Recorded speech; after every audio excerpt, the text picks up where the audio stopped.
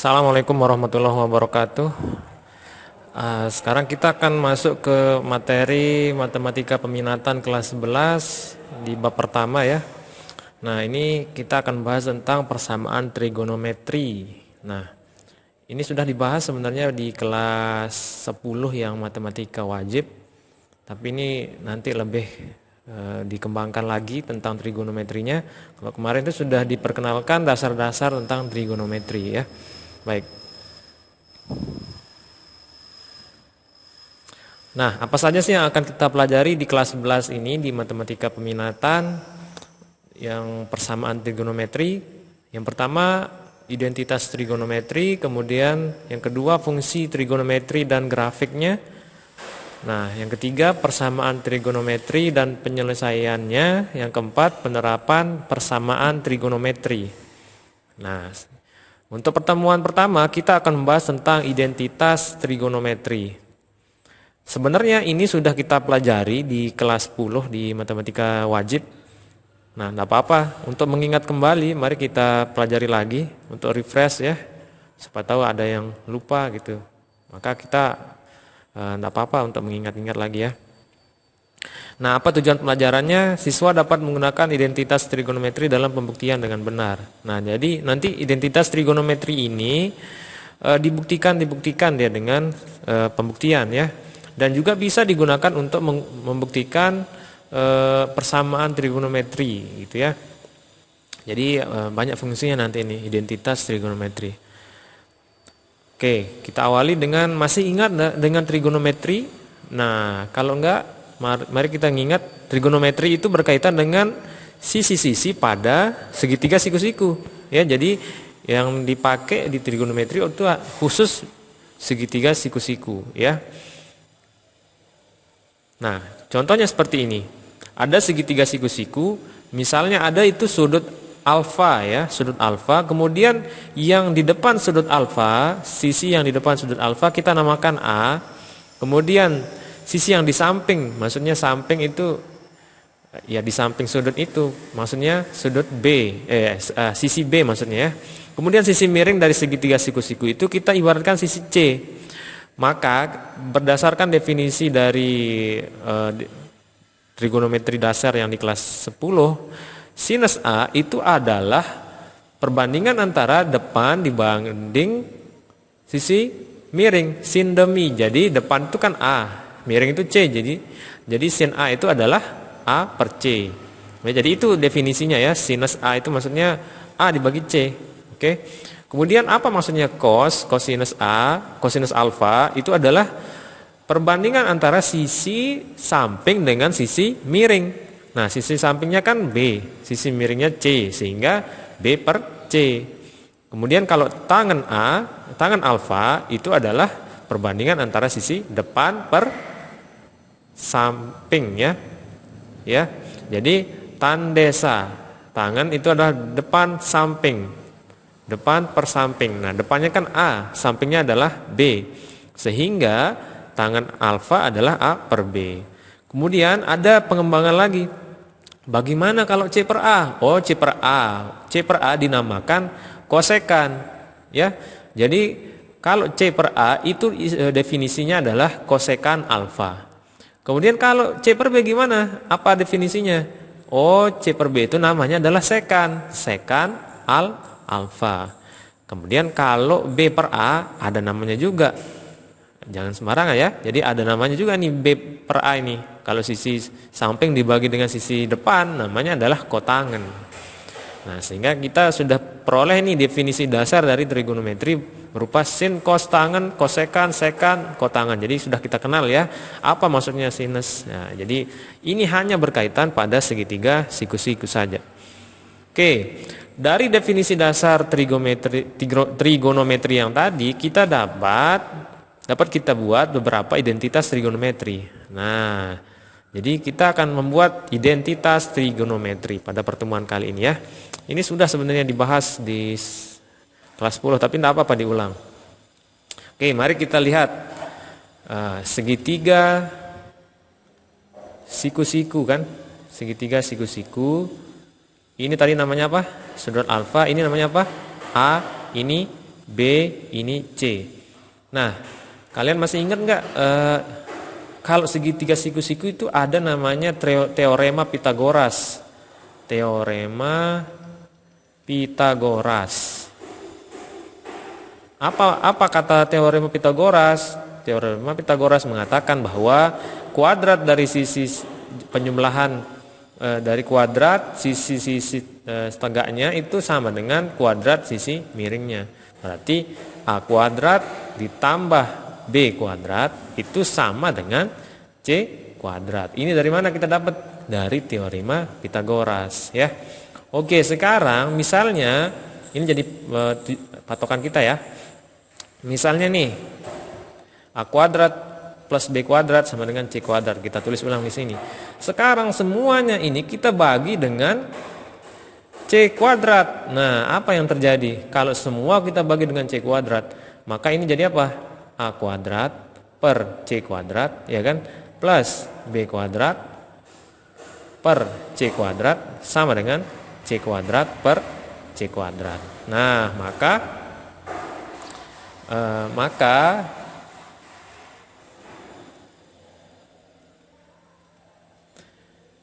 A kuadrat per C kuadrat ini kan bisa kita gabung begini kan? A per C dikuadratkan, ya kan? Tambah B per C dikuadratkan. C kuadrat bagi C kuadrat kan 1. Nah, sehingga kita dapat A per C itu apa? Definisi dari trigonometri yang tadi. Depan per miring, sin demi, berarti sin ya. A per C itu kan sin ya. Berarti sin apa? Sin alfa. Berarti dapat kita katakan bahwa A per C itu adalah sin alfa kuadrat. Jadi ya, kita ganti A per C dengan sin alfa. Kemudian B per C itu adalah apa? Cos alfa, ya kan? Cos alfa kuadrat, berarti kan sama dengan 1. Sehingga kalau kita tulis dengan cara lain, sama aja sebenarnya nih. Sin kuadrat alfa plus cos kuadrat alfa itu sama dengan 1. Nah, ini adalah identitas trigonometri yang pertama. Ya, kita sudah dapat nih identitas trigonometri yang pertama. Nah, sekarang lanjut. Sekarang kita tulis ulang lagi nih yang tadi teorema Pitagoras yang tadi ya. A kuadrat plus B kuadrat sama dengan C kuadrat. Sekarang kalau kita bagi semua dengan B kuadrat, gimana tuh jadinya? Nah, jadi apa? Kita langsung ya.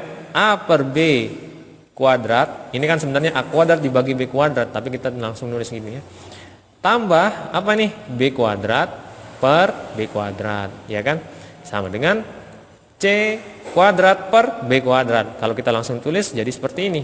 C per B kuadrat. Nah, sehingga A per B itu apa sih? A per B itu, nah, A per B itu apa tadi? Coba lihat definisinya.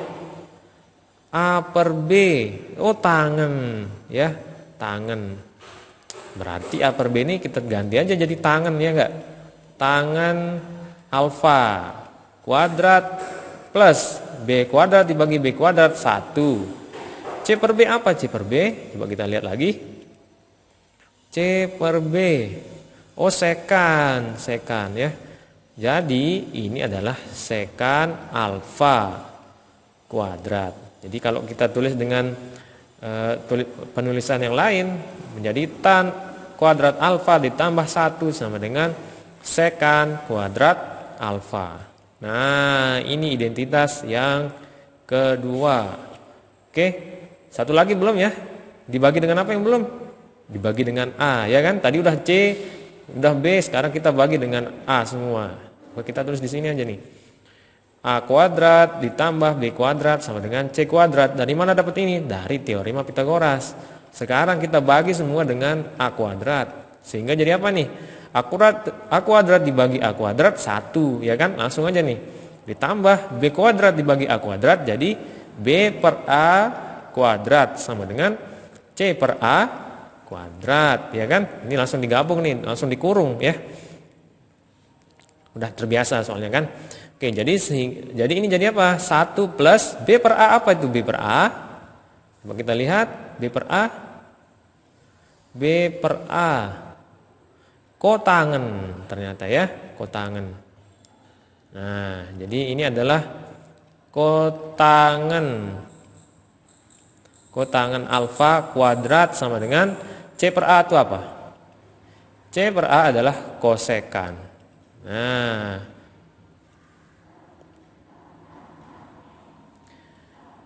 C per A itu adalah kosekan. CSC atau kosek gini apa-apa. Kosekan alfa kuadrat. Sehingga kalau kita tulis dengan cara lain maka menjadi 1 plus kotangen kuadrat alfa itu sama dengan kosekan kuadrat alfa. Jadi ini pasti bernilai benar. Berapapun nilai alfanya kita masukin, kalau kotangen kuadrat alfa ditambah 1 pasti nanti hasilnya adalah kosekan kuadrat alfa. Ini identitas yang ketiga.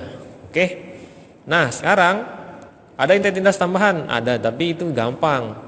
Misalnya tadi kan sin itu sin alfa kan sama dengan B per C ya kan. Kemudian cos alfa itu apa? Cos alfa sama dengan sin alfa itu A per C. A per C kosekan alfa itu adalah B per C, tangen alfa adalah A per B ya kan. Sedangkan tadi kita tahu bahwa definisi yang lain juga mengatakan kosekan alfa itu adalah C per A. Kemudian sekan alfa adalah C per B. Kemudian kotangen alfa itu adalah B per A. Sehingga coba lihat nih hubungannya A per C, C per A. Kan kita bisa nulis begini kan, sin alfa sama dengan A per C. Ini kan sama dengan 1 per C per A, ya kan?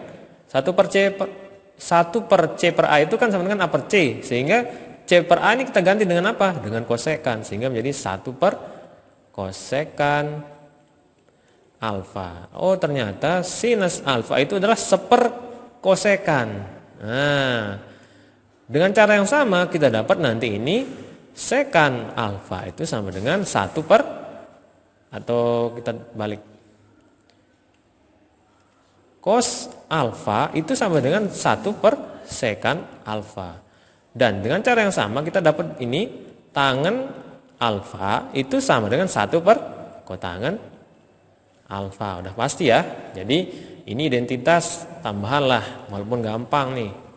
Ya, ini berarti yang ke-4, ini ke-5, ini ke-6. Oke. Nah, itu sudah kita jabarkan. Kita sudah dapat 6 identitas trigonometri yang sudah kita pelajari sebenarnya di kelas 10. Oke, sekarang mari kita lanjutkan ini. Buktikan bahwa 1 min 2 sin kuadrat B sama dengan 2 cos kuadrat B. Oke, gimana cara buktikannya nih?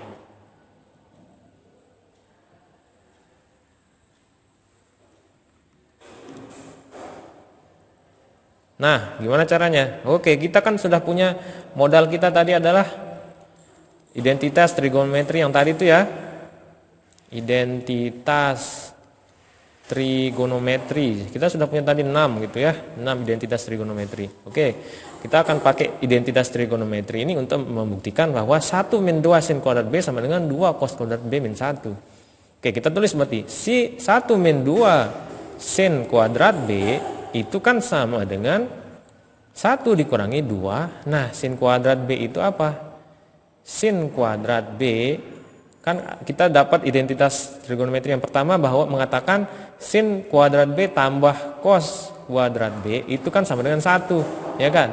Berarti kita dapat sin kuadrat B kalau kita mau rubah menjadi cos itu sama dengan 1 min cos kuadrat B, ya kan? Sehingga sin kuadrat B ini kita ganti dengan apa? 1 min cos kuadrat B. Berarti jadi ini 1 min cos kuadrat B, ya kan? Berarti 1 min 2 kali 1 min 2. Min 2 kali min cos kuadrat B plus jadinya ya.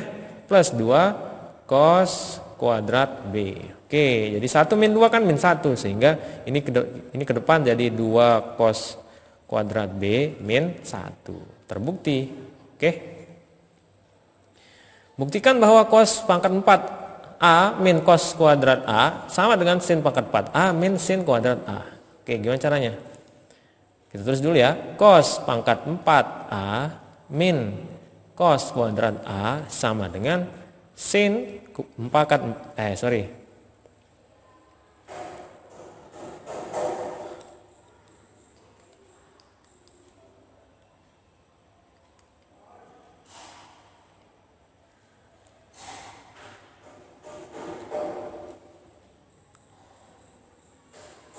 Nah,